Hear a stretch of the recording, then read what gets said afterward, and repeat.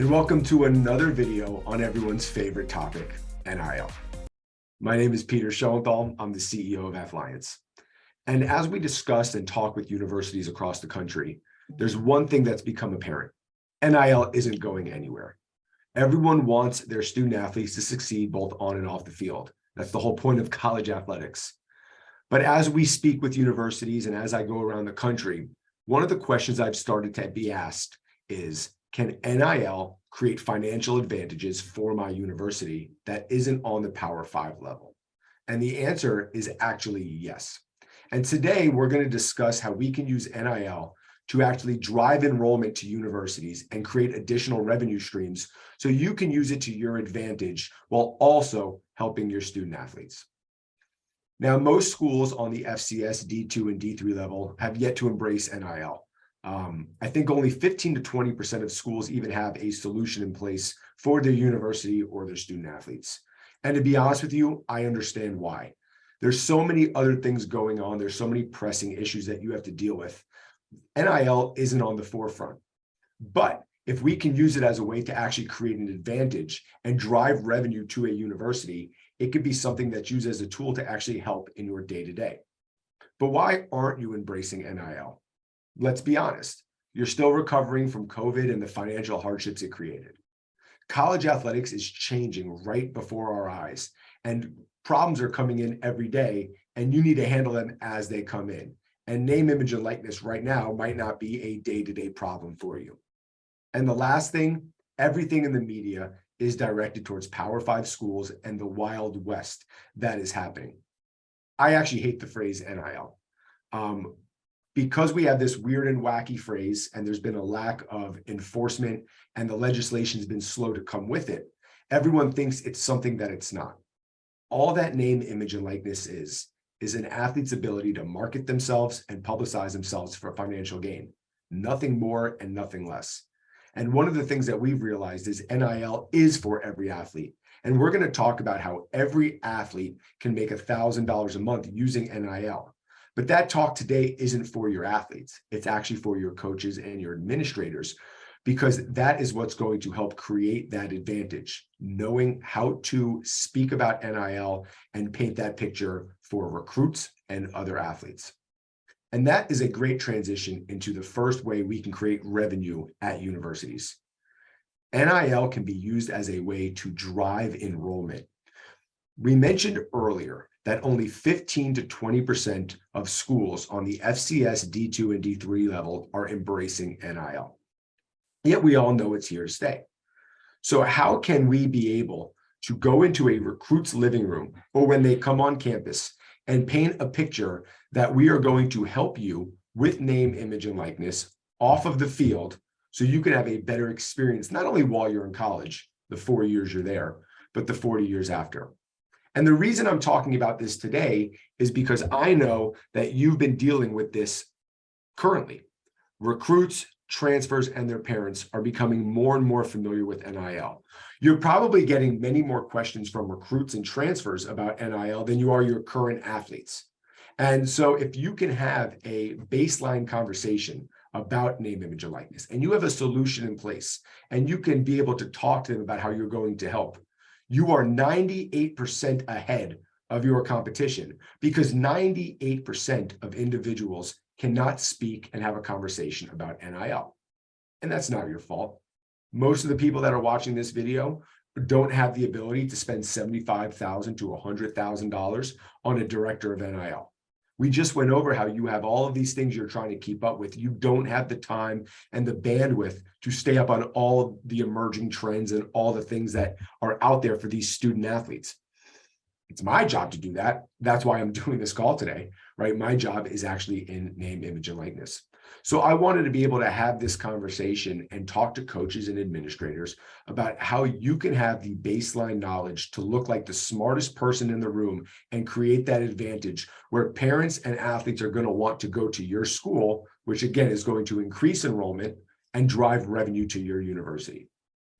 So the common things that coaches and administrators need to know about are marketplaces, camps and lessons, local opportunities, national opportunities, and a few other things.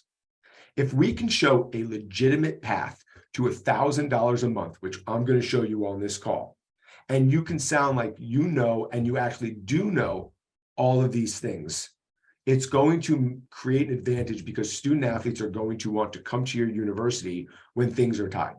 No one is going to come to a university solely based on NIL. But if things are even and someone is down to 2 or 3 schools, and you have an advantage in this area solely based on you being able to sell this and also have a solution in place, you're going to win the day. Okay. And we want to be able to show you a pitch. So let's actually break it down. And we're going to use some slides here briefly.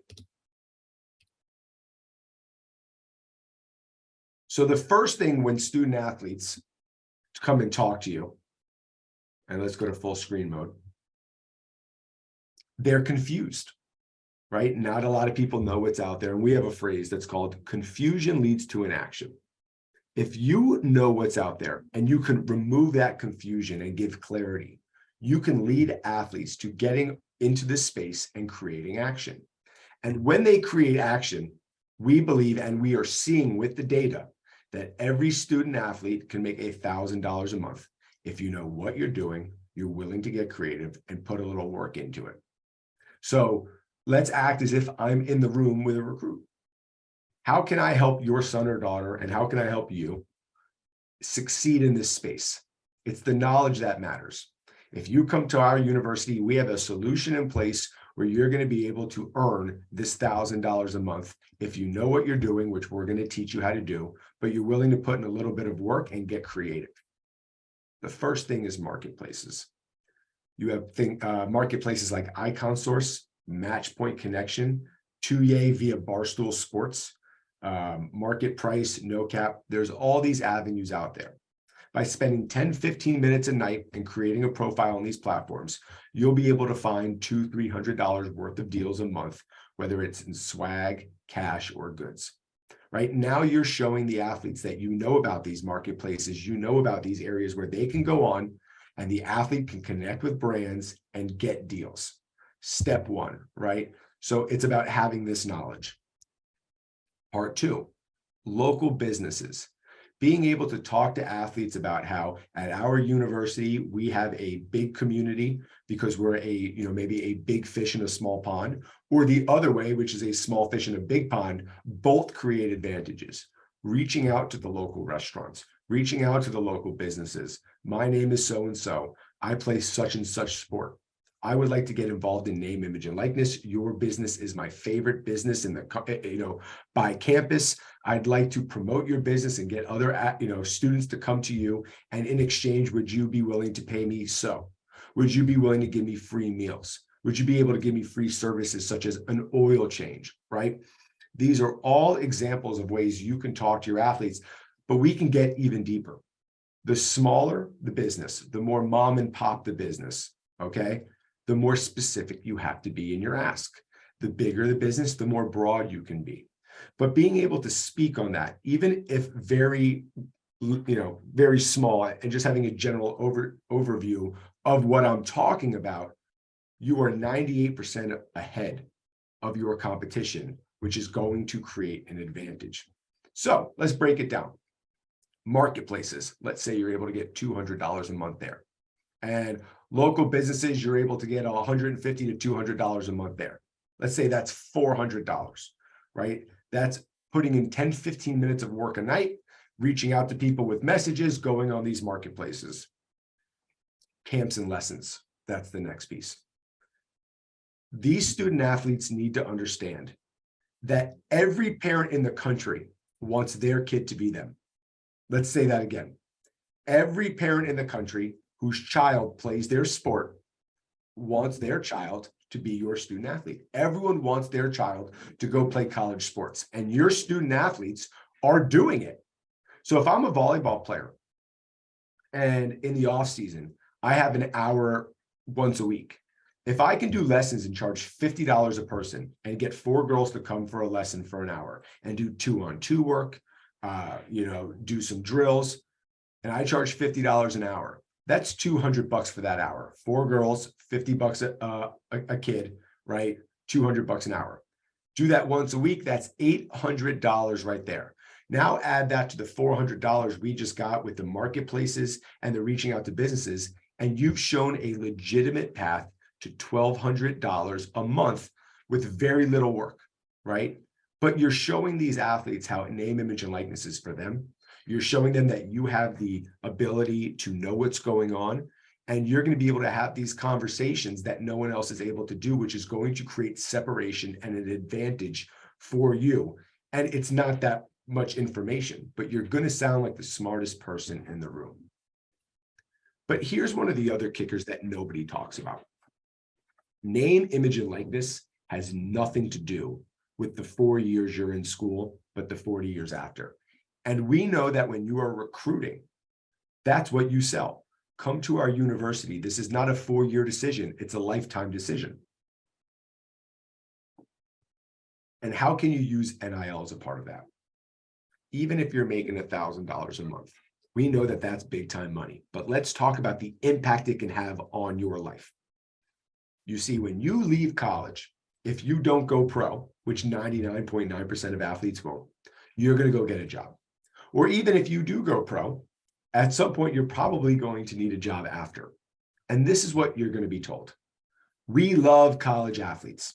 They're the best. They have the best skill set, the ability to work hard, overcome adversity, coachable, work well with others, all of those skills that make you successful in the real world. But you have no experience. You've been playing sports. So you're either going to make $10,000 or $15,000 less than another candidate, or you're not going to get the job. But by embracing NIL, by getting involved, you're going to be able to sell yourself and say, that's not true. I have more experience than any college student, not athlete, student in the country, because I embraced name, image, and likeness. I've been running a business, the business of me. I have an LLC. I filed my taxes. I've worked with this brand. I've gotten them this ROI, right? I've negotiated and looked at this contract. I've been operating a business. I've been an entrepreneur while having all of those skills. Now you're making yourself more marketable when you leave college, which is the whole point of college, right? Getting us ready for the real world. For the athletes that want to be entrepreneurs, we just went over all of these things that you're doing, right? We talk about in coaching, right? Brick by brick. Every day is a chance to get better. Well, same thing with name, image, and likeness, right? We are doing the small things like lessons, going on these marketplaces, reaching out to restaurants. It may only be $1,000 a month, but you are laying the foundation to create the entrepreneurial skills and spirit that it takes to be successful when you leave school. So imagine you're recruiting and you're able to talk about marketplaces. You're able to talk about the local businesses in the area, the national campaigns that could be out there, camps and lessons. And by the way, you can actually help these student athletes with camps and lessons because you all have put on camps before, right? And then talk about the positive impact this can have afterwards. I promise you 98% of people in this community don't have the ability to say those things because they don't know what's out there. And so having a solution in place, such as a software for your student athletes to actually go get deals, have the financial literacy, but also something in place that is going to teach you this via email outreach or something of that sort is so paramount because coaches and administrators, you're the mouthpiece. Your athletes come to you. So you need someone to help you get this information, right? To create this advantage, to drive enrollment, because you're the ones that have the ability to do it. And right now is the time to create that advantage. All right. So obviously feel free to reach out to me. We can do a Q&A. We can talk about this a little bit more. But right now, you can actually use this in the long term to drive enrollment and in the short term, while student athletes catch up on this, because we know that maybe some of your student athletes or many of your student athletes aren't yet embracing NIL.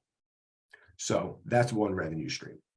Another, this is a great opportunity to get your booster clubs involved, or if you don't have a booster club, to use NIL as a way to create one and drive revenue and dollars to the club, which can help with other development, right? We hear a lot of icky and weird things about collectives, right? Collectives are groups of boosters that come together that help with name, image, and likeness. Not all are bad. We work with some good ones. Are there some bad ones out there? Absolutely. But there are plenty of good ones. But I think it's important to talk about, why did collectives start? Many of us have booster clubs, right? And they are risk averse, and they are here to carry out the mission of the university and to support the university at the will of the university. Well, when name, image, and likeness started, there was an individual at the University of Miami who was a booster, who did a team-wide football deal for $5,000 an athlete to support his gym, Top Team America. His name was Dan Lambert. Well, when that happened, there was a little bit of panic because nobody wanted to be left behind. But booster clubs themselves did not want to get involved because they're risk averse and we didn't have the rules fleshed out yet. That's what created collectives.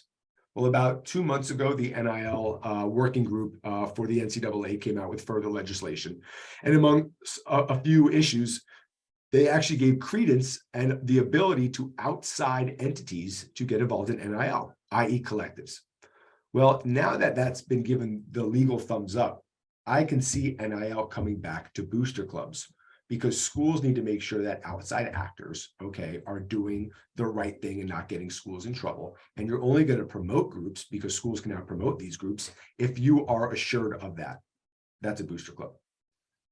So if you have a community and you have some donors and you have some boosters even that are asking you about how to support NIL, this is a great time to get with your booster club or even form a booster club to drive membership and drive dollars to the booster club, where they can handle some of this opportunity. And we can help you with this. This is a much broader discussion, but they can help you help athletes. But also, once that money comes into the group, they can also help with further development of buildings, fund, athletic projects, athletic teams. Not every dollar always has to go to NIL, but how can we get our fan bases, other boosters, other alumni that maybe have not been a part of the university and donated, how can we get them involved with the university, where some of their dollars, yes, go to helping athletes with name, image, and likeness, but also the overall mission of the university, and also keeping, college athletics programs thriving. It's another revenue stream, and it's about getting creative, right? So there's many other ways to do this, but so far on this call, and so far on this webinar, we've discussed how we can use NIL to drive enrollment by being the smartest person in the room, while other people aren't embracing this, by being a master ace on the recruiting trail, because this does matter in recruiting right now. And then we've also talked about booster clubs and creating booster clubs, and how NIL can be used as a narrative to get donors involved that may not have been involved prior, that want to help student athletes to get their dollars in, which can be used to help athletes, but also help our athletic departments. You can use this as a way to help you. NIL doesn't just have to be for student athletes, which it is. It's great for student athletes, but it can be great for you. So please, if this is something you're interested in, if this is something you want to learn more about, please contact us. My name is Peter Schoenthal. I'm the CEO of Athliance. My email is peter@athliance.com. I'm sure if you're watching this video, you'll also have my contact information. You can follow me on Twitter @NILPete, but let's have a conversation. I'm sure this is creating many more questions than it is answers, and that's fine. It is my job and my company's job to know everything that's out there, and to show that if you're going to work with us or another company, it is on us to make sure that we're creating more value for you than you're creating for us. Because if we're not creating the value for you as a company, and we can't justify why you're using us, there's no need to have us. So thank you for your time today. Let's use this to drive enrollment, create revenue, and make college athletics a better situation for everyone now that NIL is here, because it ain't going anywhere. Have a great day.